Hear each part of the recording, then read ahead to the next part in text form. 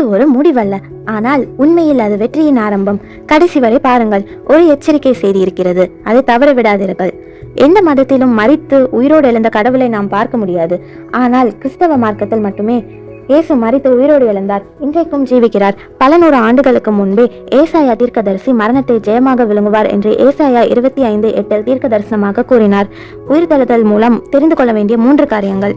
முதலாவதாக சமாதானம். உயிர்த்தெழுந்த இயேசு கிறிஸ்து நமக்கு சமாதானம் என்ற ஆசீர்வாதம் தருகிறார். உயிர்த்தெழுந்த கர்த்தராகிய இயேசு கிறிஸ்து தம்முடைய சீஷர்களுக்கு தம்மை காட்சியாக காண்பித்த போது அவர்களுக்கு சொன்ன முதல் வார்த்தை சமாதானம். நம்முடைய வாழ்க்கையிலும் உயிர்த்தெழுந்த கர்த்தர் சமாதானத்தை தர வல்லவராக இருக்கிறார். இரண்டாவதாக உயிர்ப்பித்தல். ரோமர் 6:4 படி இயேசு உயிர்த்தெழுந்ததினால் நமக்கு புதிய வாழ்வு கிடைக்கிறது. உயிர்த்தெழுந்த கர்த்தராகிய இயேசு கிறிஸ்து மரித்து போன நம்முடைய வாழ்க்கையை உயிர்ப்பிக்க வல்லவராக இருக்கிறார். கடைசியாக இயேசுவின் 2ஆம் வருகை. 2 தேவதூதர்கள் சீஷர்களுக்கு சொன்னது, இந்த இயேசுவானவர் எப்படி வானத்துக்கு எடுத்துக் கொள்ளப்பட்டாரோ அப்படியே மீண்டும் திரும்ப வருவார் என்று சொன்னார்கள்.